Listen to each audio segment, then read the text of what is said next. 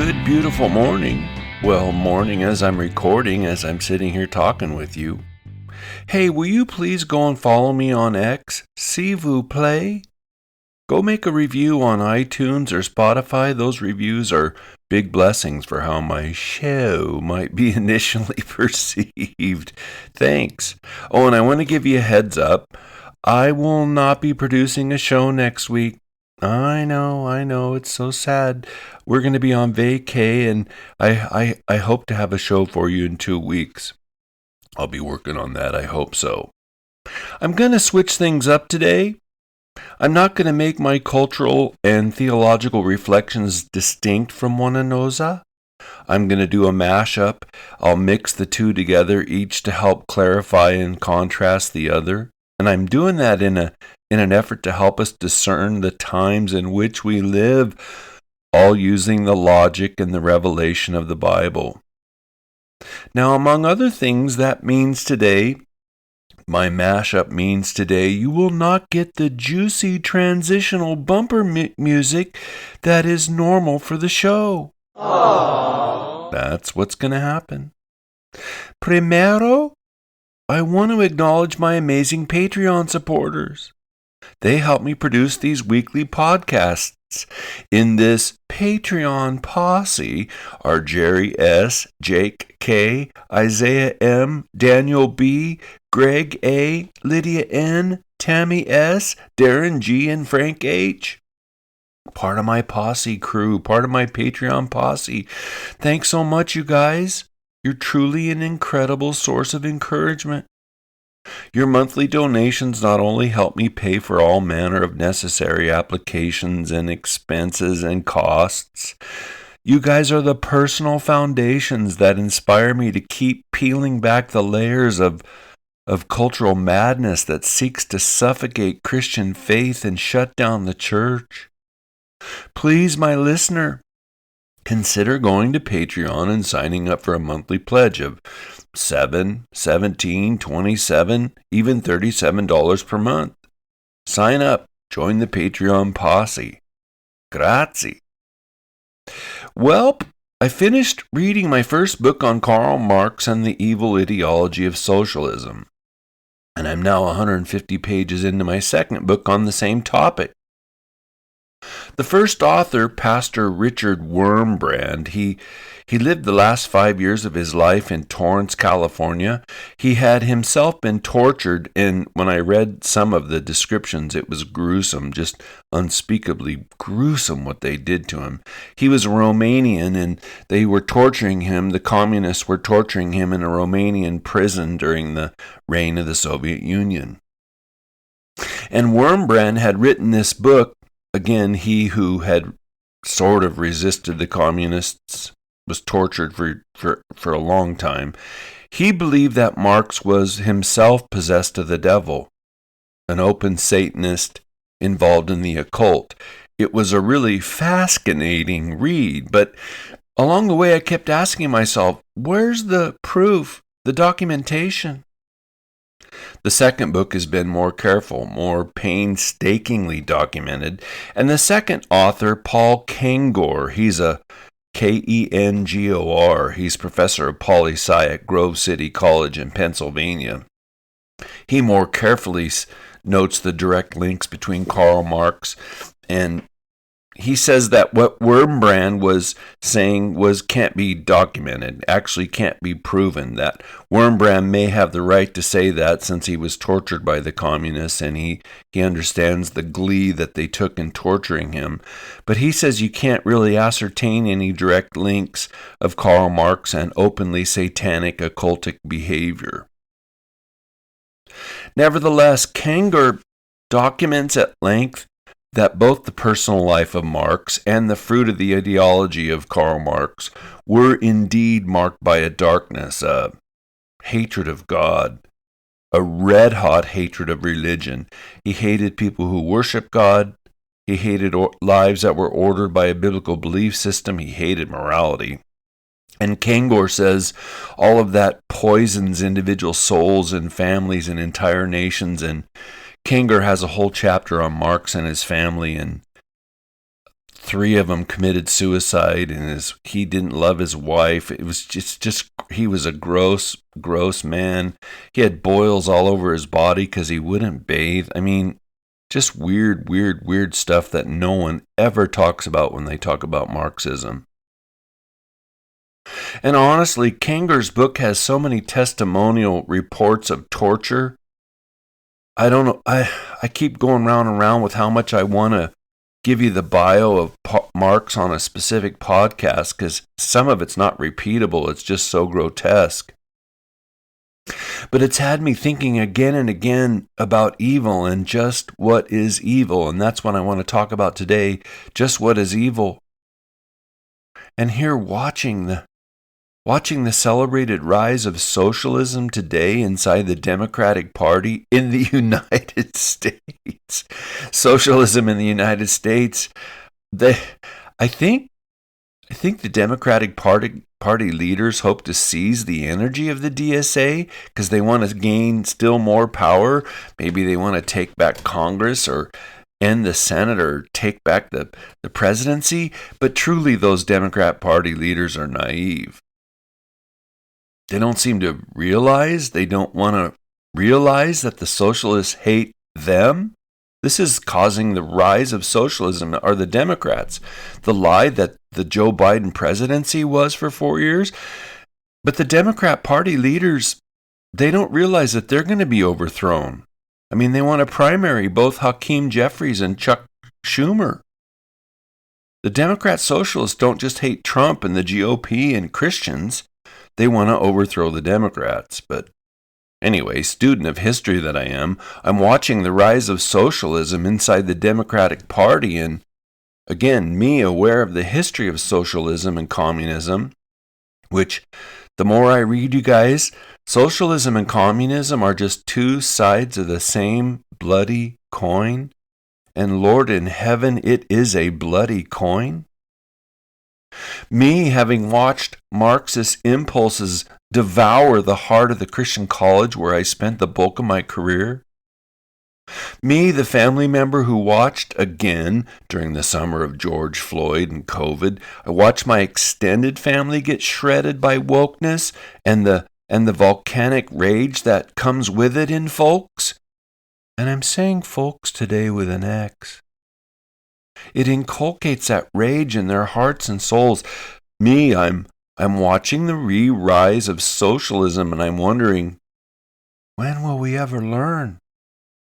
Or did we learn anything?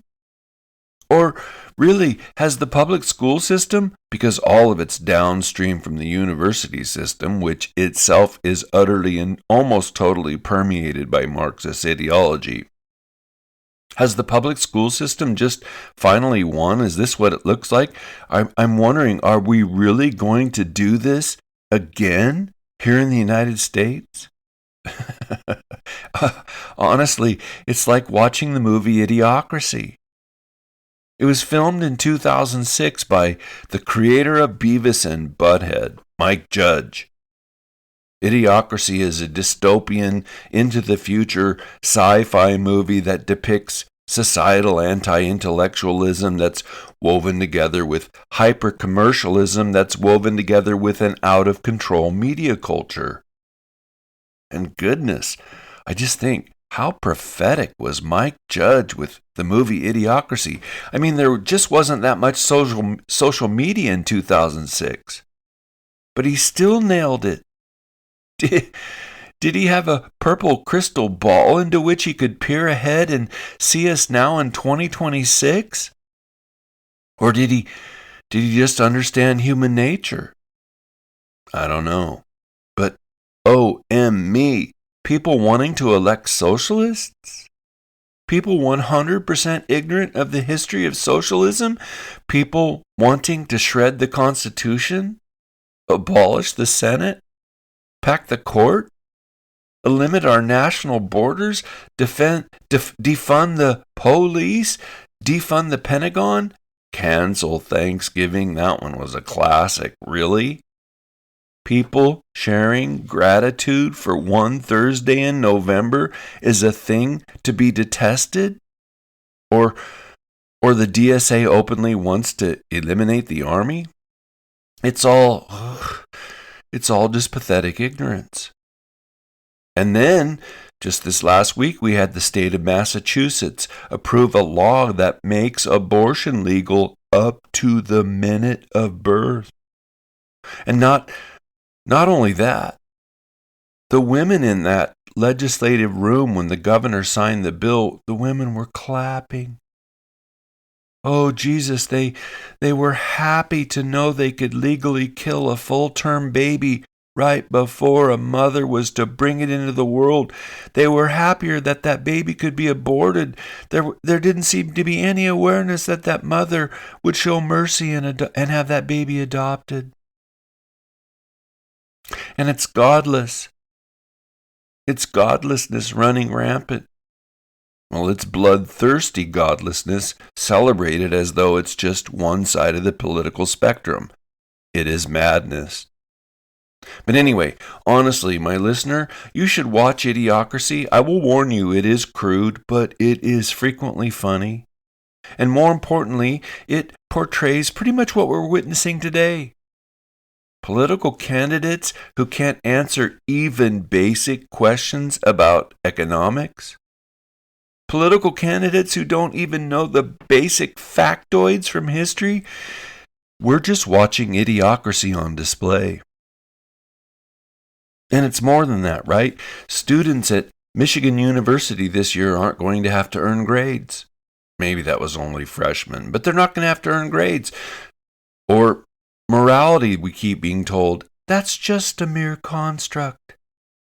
Sex, male and female, there's two. But we get memed. Sex is, air quotes, assigned at birth. Tanya went to the clinic the other day, and on the check-in sheet there was a piece of paper with note which sex you were assigned at birth, and she crossed it all off and wrote female. We got the WNBA, not the NBA. The WNBA, the Women's National Basketball Association, is having to hold protracted meetings to decide whether they're going to allow men to play in the women's league or not. Immoral madness. We have sweeping demographics inside our country that are almost totally ignorant. And like I say, it's idiocracy. Are they willfully ignorant? I don't know. I truly do not know. I think the public school social media reprogramming has worked. That's why we're seeing idiocracy. But again, it just has me wondering about evil, because I'm seeing evil speed ahead faster than ever. It's the movie Idiocracy come true in the real world. But here's what's really provoked my wanting to theologically address evil today. The constant reiteration of godless madness. Right? I've said it quite a few times here on this UU show. Every 6 weeks or so, we seem to get a new iteration of some zany, backwards, reason-defying, illogic, unprovable bit of immoral quackery. We're watching a cult of death acting as though it is just the other end of the political spectrum. Just the other half of normal? You guys, across my life, the left were early on known as liberals.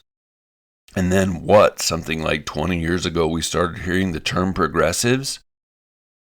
And I know, if you read history, progressive as a political term has been around a long time, back into the 1800s. But the liberals, and I believe it was a strategy, the liberals began using progressive about themselves as a way to elide their own bad press. They wanted to elide that. They didn't want to be any more called liberals, and so now they're progressives. But progressives are now crazier than the liberals before them. And then, iteration, reasonable people recognized that progressives were politically correct. PC. Don't bother the PC. Don't placate political correctness. liberalism, progressivism, political correctness. And then I had to go look, because it was about 10 years ago, we saw political correctness morph into woke. Erykah Badu made the word woke. Class, can you say Erykah Badu? Erykah Badu, teacher.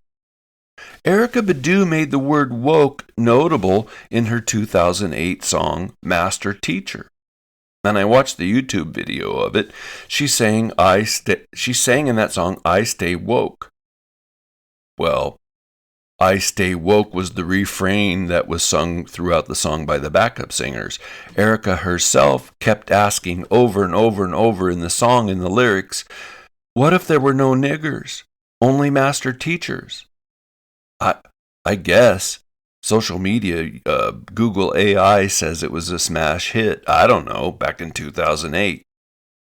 Now, Badu didn't clarify who the niggers were or what that meant. She didn't clarify who the master teachers were or what that meant. But boy, was she ever on the cutting edge. But my point is, liberals became progressives. Progressives became the politically correct. The politically correct have become the wokes. They're all spun out of the same heart, the same ideology, the same throbbing heart. And today, America, we're watching Idiocracy. And now we know we're seeing wokery weaving itself throughout our cultural institutions. We, inside of 2.5 short years since the Mango Mussolini, I heard that one this week from Rosie O. Thank you for that one, Rosie. 2.5 years since the Mango Mussolini was elected, he even won the popular vote, right? In that 2.5 years, we've gone from transsexuals dominating nightly news, where they would report on the celebrated readings of transsexual and homosexual literature to elementary school kids, that we've gone from that to socialists now dominating nightly news coverage. Socialists! But we can track it. The new iteration spills out of the old ones, and so it just keeps going. Spinning off into crazy immorality. And the only thing that makes my own bald head spin faster? The Christians. What is it, 50%? The Christians in America who believe the cultural right and the cultural left are equally bad. Are they equally political? Maybe they think they're equally immoral or amoral or immoral, but that 50% brush it all off with the broad stroke of some form of moral equivalency. Israel and Iran, oh, they're moral equivalents. Donald Trump and AOC, moral equivalents. J.D. Vance and Francesca Hong, oh, they're moral equivalents.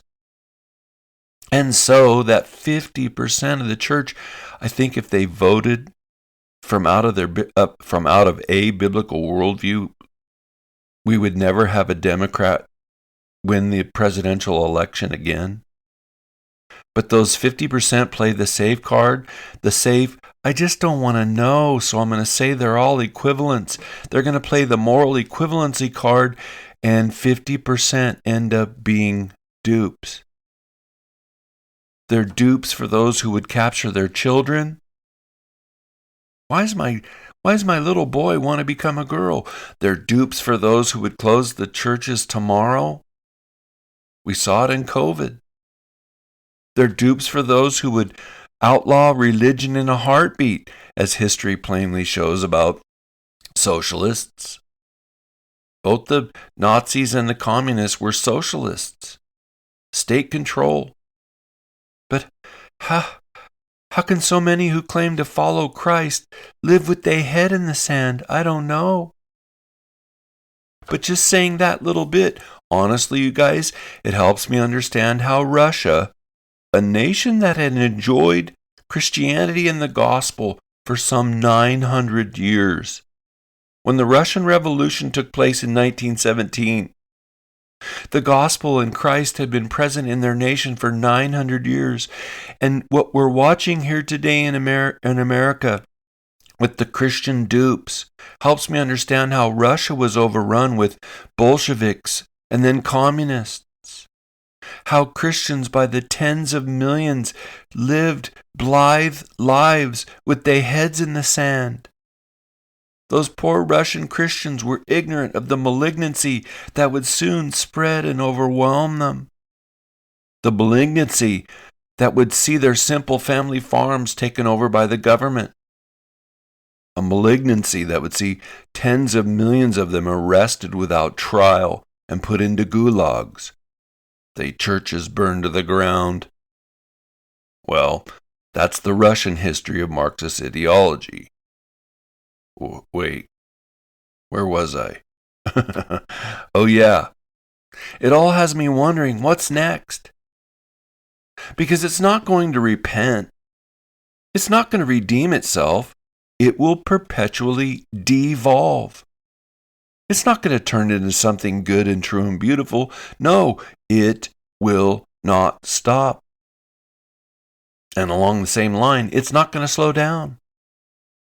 Why? Why won't it slow down? Well, the power of media and social media.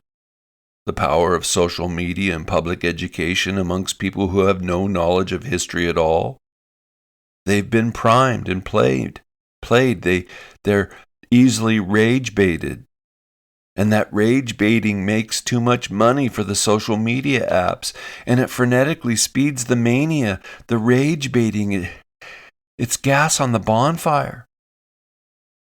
Why will it keep devolving? Because the root of it is evil. And evil, as I'm going to tell you today in this cast of the pod, evil is finally a nothing. It can't cause itself to exist. It has no reason, no logos. Evil has no generative power. It can't generate itself. It can only parasitically feed off the existence of goodness or being. Why will it keep, every 6 weeks or so, finding a still crazier, irrational, bizarre, ghastly iteration? It's evil. And I know half the church doesn't like hearing people talk like that. I know that seems direct or harsh. But the root of progressivism and wokery, both of those are Marxist at root, the root of all that is evil.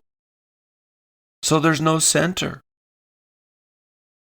William Butler Yeats in 1919 wrote a famous poem called The Second Coming, and he talked about how there's no center.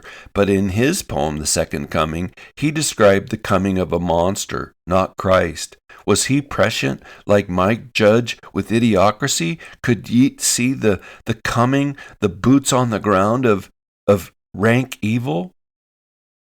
Evil has no center, no ground, no foundation, no organizing principle, no unity. We see it, right? The woke are happy to devour one another. There's no unity. There's no forgiveness. There's no fidelity. And we're told incessantly, even at too many churches, that the root of what we're watching is justice. But if there's no goodness and the root of it hates God and there's no understanding of human nature, their very definitions of justice will be arbitrary, fluctuating, capricious. Today it's both evil to recognize someone's skin color and to not recognize their skin color. That's just social justice, baby. Today, those who won't work are the most deserving of governmental subsidies. Why? That's social justice, baby. The middle class should pay the massive majority of all the taxes? Well, come on now, Christian, that's just social justice. And like I'm saying, it's rootless, it's groundless. There are no transcendent commitments. Furthermore, thinking carefully together as those given over to the mind of Christ, Godless wokery has no epistemological moorings to hold it together. Epistemology, to think back to last week's penetrating UU University analysis. Oh, please go listen to it if you haven't. It might be the most piercing bit of analysis of American culture's poisonous decay that I've ever done. But given there's no epistemological foundation, there is nothing to tether the godless madness to reality or reason or righteousness. Is there energy? Oh, yes. Is there anger? Oh, yes. Anger, even though Americans have it better than anybody on the planet. Anger, even though more people than ever in American history don't want to work for a living. Is there rage, anger, energy? Oh, yeah. Think with me. The root of progressive woke socialism, or maybe we should say liberal progressive woke socialism, we should lump them together because liberalism is the grandparent of progressivism. Progressivism is the parent of the woke and the socialists. The root of that is not goodness. It hates traditional morality. If you ask them to define the good in any discussion, you'll either hear crickets or you'll receive vitriolic ad hominem arguments. I remember back when in a class that I taught called Christian Worldview, we spent the last 5 weeks on ethics, and I would talk to them about marriage, and if you redefine marriage as something other than between a man and a woman, you're going to see some really crazy things spill out. And the students would get so mad at me. Barczyk, you're a hater. That's so nasty.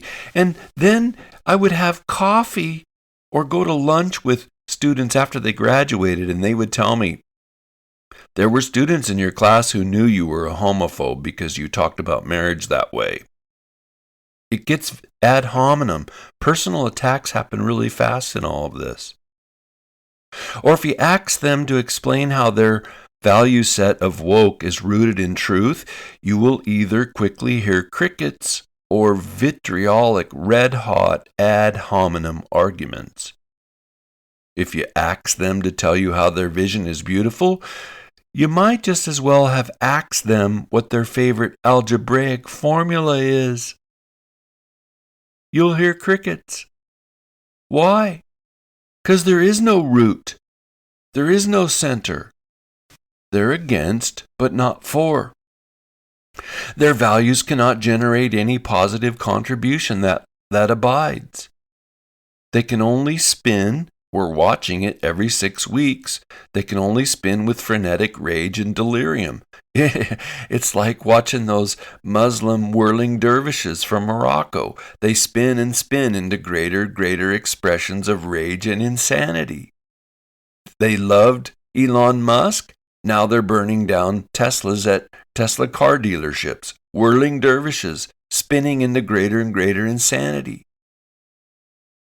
Epistemologically, the root of progressive wokery socialism is Marxism, and the root of that is evil. And evil is a nothing. Now I'm going to get theological with you for a bit. Think with me carefully, you guys. Evil is not the result of physicality. The ancient Gnostics believed, and with them millions of unwitting Protestants today, the ancient Gnostics believed the pure divine immaterial soul is trapped in polluted evil bodies. The ancient Gnostics believed that physicality, and like all Greeks, they thought this because physicality changes and breaks down and decays, physicality is the root of the problem. And that philosophy has been rightly and repeatedly condemned for 2,000 years in the church as heresy. Why? Because the Bible says God's creation is good. Because Jesus was God in the flesh. Jesus took on human flesh, became a man. If human flesh was itself inherently evil, the incarnation would have resulted in some weird monster. But first we clarify, evil is not a matter of brute, raw physicality. Here's another. Evil is not ignorance. Now, this notion is incredibly popular today. It might well even be the philosophy inside of a public school system, that evil is ignorance. But it's also popular inside of the church. Evil is ignorance. But that's not the biblical portrayal. The Bible shows that we don't just need more knowledge, and we certainly don't just need a better understanding of ourselves as individuals. Thank you for that one, pop psychology. The Bible shows us that we need an incarnate Savior. We need the forgiveness and grace and mercy and love of the triune God. We need God's fountain of life, the Holy Spirit living in our spirit. Our willing needs to live inside the character and grace of God Himself. We need Jesus Christ to be our life's North Star. We need a being who loves and forgives us, the same one who created us. That's the biblical story. But let's keep moving here. What else? Evil is not willed by God. Yes, He can use evil for His purposes. No, He's not the author of sin or evil. And I've talked about this one so much. My listener, you could go hear my entire series on the book of Job. Email at uncensored, unprofessor@gmail.com, and I'll send you the links. God does not positively will evil. I'll just wind this one up with a powerful biblical verse. 1 John 5:1-5. God is light, and in Him is no darkness at all. And John is echoing Psalm 92:15. God is light, and in Him is no darkness at all. If God both wills evil and hates it, God is Freddy Krueger. But He's not. He's not Freddy Krueger. In God, there's no darkness at all. What else? Theology and evil. Evil is not co-eternal with God. Evil was not pre-eternal with God. Evil became in the cosmos, or in space and time. I'm going to leave alone the angelic fall for now. Evil's not eternal. It had come to be. How? That's weird. Well, it came to be through the expression of free will in a way that was rebellious to God. And it shows us, among other things, the power of free will, right? But the Bible shows that evil wasn't, and then in a moment, it was. And that alone is actually quite sophisticated.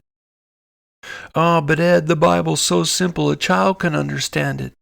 Well, yeah, the Bible's so simple, a child can understand it to the extent that a child can understand it.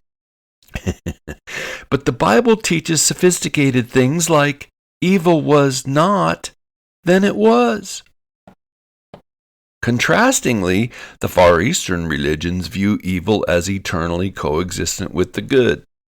Though, to be fair, in some variations of Far Eastern religion, there's nothing that is real because everything is an illusion. But the Bible doesn't do that. It doesn't view evil as coexistent with God. It doesn't show evil as coming out of the character or being of God. The Bible shows us through narrative that evil wasn't, and then it was. It exists, but it exists as an ontological nothing. It can only feed like a parasite, like an infection on goodness and being. And that takes us to Plato. Plato lived 350 years before Christ, and he taught that exact thing. Evil feeds off of goodness and being. If there were no good, evil could not feed.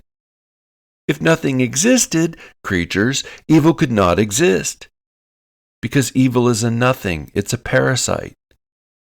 It has no generative energy of its own. And that's because it is ultimately a nothing. Evil cannot cause itself.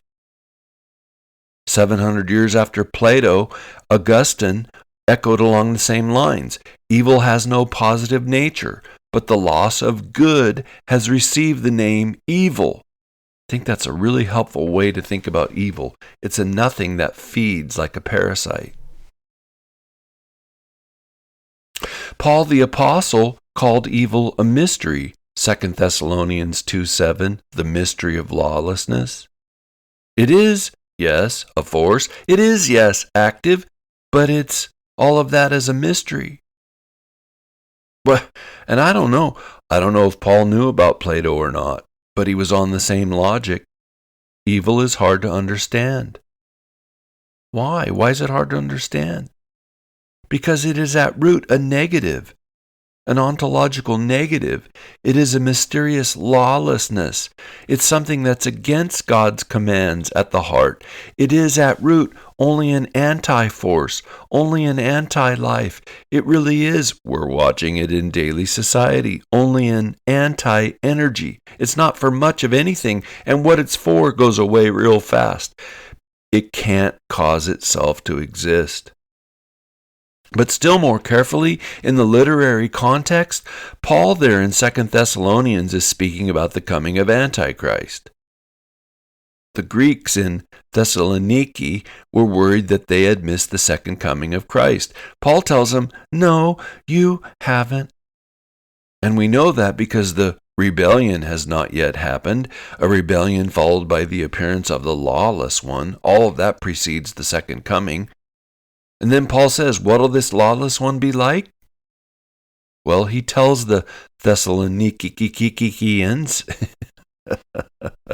he tells them that the lawless one, the man, will oppose and exalt himself above every so-called God or object of worship, so that he takes his seat in the temple of God, declaring himself to be God. 2 Thessalonians 2, 3, and 4. And then Paul continues, lawlessness is already at work. In 2 Thessalonians 2:18, lawlessness is already at work, and he echoes John in 1 John, who had said, already there are many antichrists. Now, with all of that theological unpacking at hand, and I'm not done yet on doing some theological unpacking, on just what we have so far, Marxism, by the very strategies Marx himself intentionally articulated, Marxism is at heart lawlessness. Again, in this book I'm reading, there's a whole chapter on how the Catholic Church denounced Marxism when it had arisen in Europe. And these popes and these bishops and these councils and these popes and these leaders and these priests were one after one saying it's impossible to be a Christian and a Marxist at the same time. But today we're constantly seeing them brought together. And as I said last week, the Marxist epistemology is now woven through all kinds of biblical commentaries. It's taken as a given, even though the church at one time knew you cannot follow both Marx and the scriptures. They're epistemologically opposed. Karl Marx himself loved to invert Christian teachings. He did that strategically. He would take the Christian teaching and invert it. We see it today when we're told that abortion on demand is a positive good, a positive choice. That's a direct inversion of the sanctity and goodness of life. Or when we're told by socialists that it'll be better for everyone if we eliminate private property, we can all own all the property together. That is a direct violation of the Bible's created order that develops in the natural law, which teaches that people have a right not only to agency, responsibility, production, choosing, shaping their environments, having their own relationships. It's a direct violation not only to agency, but to self-defense. If you can't defend your own property, how can you defend yourself? And the history of Marxism shows that once ownership of private property is removed, so also is the right to self-defense. When you read the history of the Russian Revolution, if you read the Gulag Archipelago, you just see that in story after story after story. And Marxism teaches that it's selfish to want to defend yourself. Christian Marxism which is an oxymoron through and through, teaches that it's selfish to want to defend your property. You should want only to live generously for the benefit of the collective, the all-benevolent state, which there's never been a single socialist or communist benevolent state. No, nuh-uh. Biblical teachings and biblical logic are congruent with reality. Marxism is not. Why is that? It's at root fundamentally lawlessness, a nothing, an evil nothing. And all of that spills out of the fact that St. Carl hated God with all he heart. But let me again go back to evil proper. Here's what some famous theologians have to say about evil. Donald Blush asserts that the root of evil is a misdirection of and perversion of will and spirit.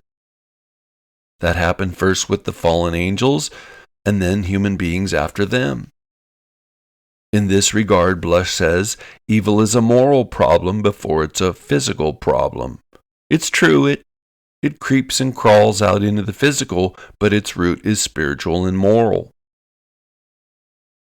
Thomas Oden, who at one time had been a liberal and then came to deeper faith in Christ and became a conservative Bible believer, Thomas Oden spoke of sin and evil in terms of seduction.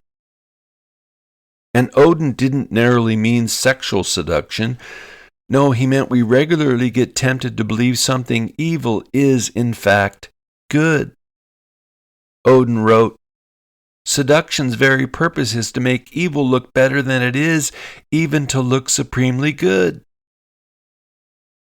And Oden didn't say this, but I will. This is precisely how Marxism works. By presenting something that is evil, it's actually inherently evil and evil by its fruit, but Marxism presents something that is evil to us as though it's supremely good. Thinking along those lines, man, I watched a couple hours of a video by a Catholic exorcist. It's on the Sean Ryan show several times. He's conducted decades worth of exorcisms. I can't think of his name. But he said that demons are adept at convincing us to mentally see something as though it were not really what it seems. We can see something or someone, and a demon convinces us to look at it in a way that it's not true. It's not real. It seduces us that way. He said they're amazing, and it's happened to him in exorcisms. He's learned over the decades how to resist that. But he said we get deluded or we get deceived. We get seduced by them to imagine how perfect or fulfilling that thing must be or that person must be, when in fact it's just not the case. And Oden was saying seduction is especially at work with evil. Dietrich Bonhoeffer, having personally witnessed the horrors of the Nazi concentration camp, said this: silence in the face of evil is evil itself. Not to speak is to speak. Not to act is to act. What's interesting to me about that quote, you guys, is that it has been used by the liberals, progressives, woke, socialists to push back against Christians and the gospel, to push back against morality in the name of social justice, right? But Bonhoeffer saw real evil. Silence in the face of it is evil itself. Not to speak is to speak. Not to act is to act. So, with all of that theological unpacking in mind, how is it possible that the evils of socialism, Marxism continue to make inroads? I want to delve into that. But first, I want to give you a word about an amazing UU University sponsor. Do you live in SoCal? You do? Cool. Do you need some roof repair? A new roof? I commend to you Gallerini Roofing. Located in the OC, Gallerini is a superior roofer. They've been in business for decades. They've done churches, eateries, commercial buildings, and many, many homes. They can handle your own much-needed roofing job, and they'll do that with professionalism and talent. give Gallerini Roofing a call at 714-244-6567. They're insured, licensed, they have stellar integrity. And for several years now, Gallerini Roofing has been huge inspiration for the UU. So give them your business. Give them a call, 714-244-6567. And I want to say thank you, Gallerini Roofing. You are helping me pull down spiritual strongholds. A few years ago, I think it was during COVID, I produced a show where I talked about incrementalism. And not only did I get so much wonderful feedback from that specific show, what's that?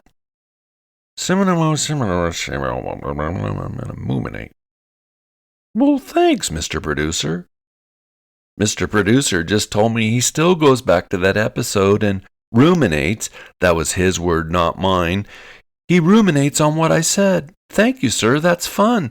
I like knowing I'm helping folks with an X because I'm so darn edgy. I like knowing I'm helping folks process the times in which we live. Where was I? Oh, yeah. Incrementalism. How did Marxism finally penetrate Russian society? Incrementally. Trotsky and Lenin and Stalin, from the underground, they kept preaching and lecturing and writing on both the evils of the Tsarist regime, the Tsar in Russia. He was actually, in his whole family lineage, was Christian. And all of that regime was woven together in Eastern Orthodoxy. But Stalin and Trotsky and Lenin kept talking about the wondrous potential benefits of communism. And first they fomented anger by exploiting the unrest over World War I, which caused severe shortages in Russia and was causing a looming economic collapse. They fomented anger, Lenin and Trotsky and Stalin. Second, those communists promised peace and land and bread. It was their slogan. Peace, land, and bread, in order to convince peasants and workers and soldiers to sign up. So they mixed together anger and promise. A wonderfully seductive twofold strategy. For his part, Vladimir Lenin took delight in delivering fiery public addresses about the evils of the wealthy and the government. Those two, he insisted, had produced the misery in Russia that came out of World War I. And just as effective, Lenin used simple but powerful slogans, memorable slogans, in order to make complex communist ideas easy to understand. Again, his slogan, peace and land and bread, that played upon the unrest that was already inside of Russia during World War I. And Lenin was variously promising an end to the war. We're hearing that. Land for the poor and poor farmers. We're hearing that. And food for hungry city workers. We're hearing that. It was an anger and promise sandwich. It was a twofold strategy. And today, socialists in America are not only playing upon the anger, especially among the younger generations, they're not only playing upon the anger that resulted from a brutal cost of living and a wildly out of control federal spending government habit, right? Even though that insane spending habit is never mentioned by the socialists because they're all for it and they'll do more of it. They play upon the constantly rising rate of inflation, right? What do we expect when you print trillions of free COVID money? How can inflation not result? But today's socialists are not only playing on anger, they're fomenting it. Like I said before, they love rage baiting. We gotta raise taxes on billionaires. No, millionaires too. Then they all move out of New York City. We gotta tax the rich. The wealthy can't keep getting away with this. Why are they always punishing us, the little guys? Oh, you, my listener, have heard the DSA slogans. And in one respect, they're genius slogans. They're slogans that foment rage. Then the other part of the sandwich, the other side, we hear them chanting, Medicare for all. Right? Look how great. Not. Obamacare worked out for everyone. The cost of everything medical today has increased for all of that governmental intrusion. We hear them chanting, housing is a human right. And it's brilliant because then those who oppose free housing or cheap housing for the poor are obviously against human rights. Like I say, it's insidiously and brilliantly evil. Slogans, free education for all kids, free bus rides, freeze the rents. And probably as we keep moving into the future, we will hear still more silly, childish, economically destructive, ridiculous slogans. How does it happen? Incrementally, bit by bit. And those slogans work because they're seductive. They overwhelm the dim-witted. They entice the lazy. They inflame people who are already characterized by a hatred for law and authority. They entice those happy to be generationally sucking on the governmental teat. It's very seductive. So Ron Mondami, every time he's on camera, smiling, charming, smiling, seductive, duping the ignorant, duping the historically ignorant, the economically ignorant. And me, I continue to cry out, a voice in the Christian wilderness. Get this, Karl Marx had loved Jesus Christ. He had written poetry about the glory of Christ, and then, somewhere around the age of 19, he came into contact with communists, and he quickly went from being a Christ lover to a rabid Christ hater. Joseph Stalin, he attended a seminary in eastern Georgia that was about 1,240 miles south of Moscow. He had intended on training there at that seminary to be an Eastern Orthodox priest. And yet, at the age of 21, he left the seminary. Why? What led to that? He encountered the writings of one Karl Marx. And those sort of sophisticated writings turned him from an ardent Christ follower to an ardent Christ hater. And he spent the next 17 years helping to foment the October Russian Revolution of 1917. And then, after torturing and murdering his communist co-conspirators, again, I can't even describe for you what the communists did to some of Stalin's own. Well, I'm going to describe one, actually. I'm going to describe one. Stalin ruled Russia for about 30 years.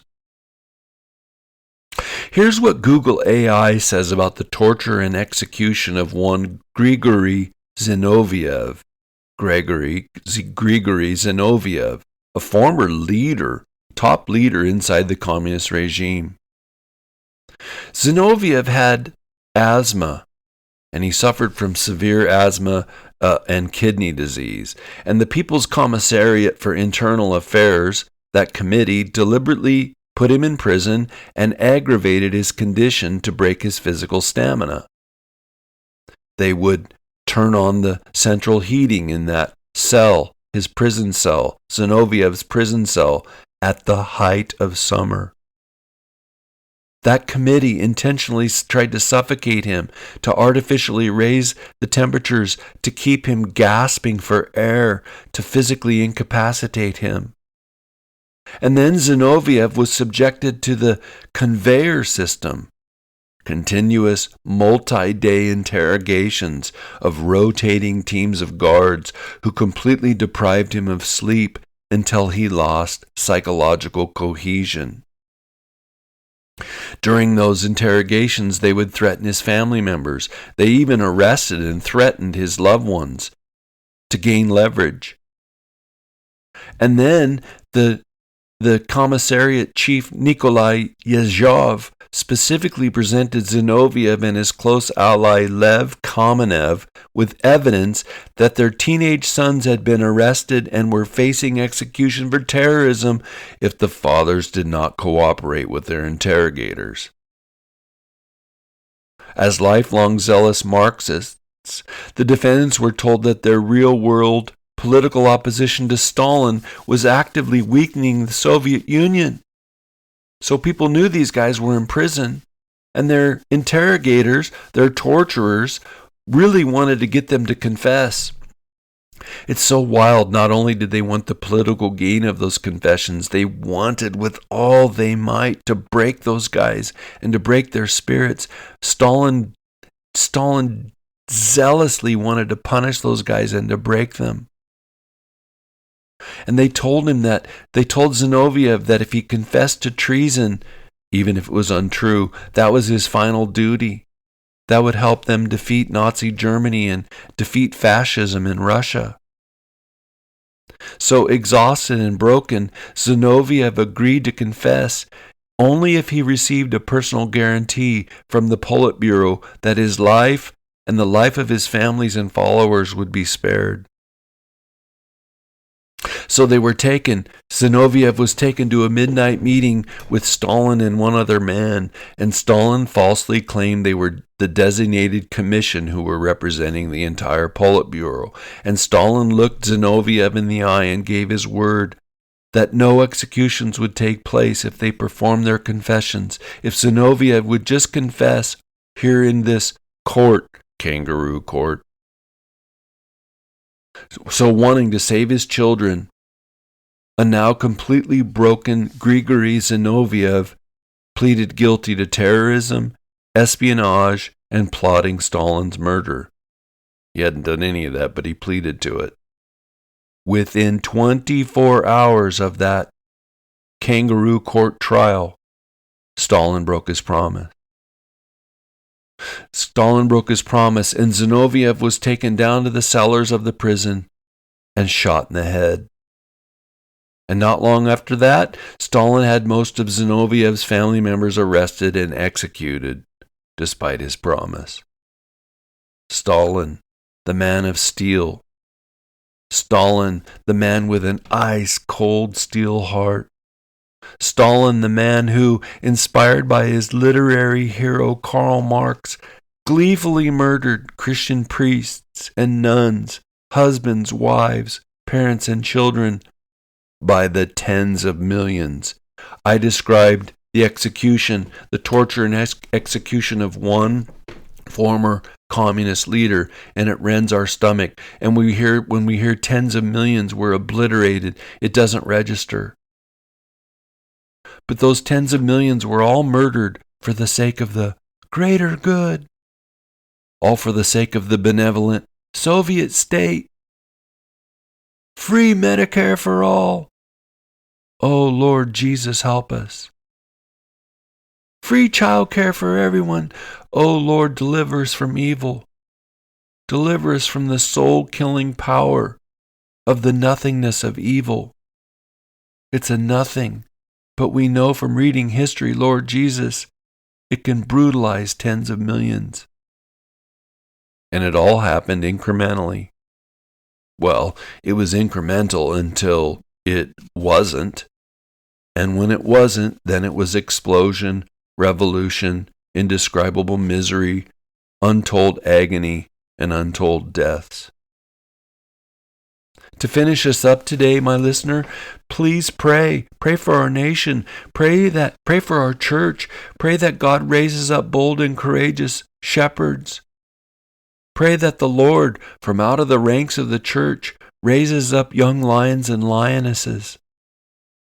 Pray for church leaders that you know who are sounding the alarm. Pray for church leaders who dare to buck the moral equivalency trend. Pray for Christian leaders who dare to buck the Christians, our first job is not to be offensive trend. Our salvation, our rescue, it comes directly from God. But the way the Lord works to that end here on earth, we need bold Christian leaders. Thank you dearly for thinking with me. I am both humbled and honored. Until next week, please everyone go and turn on your beautiful Christ-fired hearts.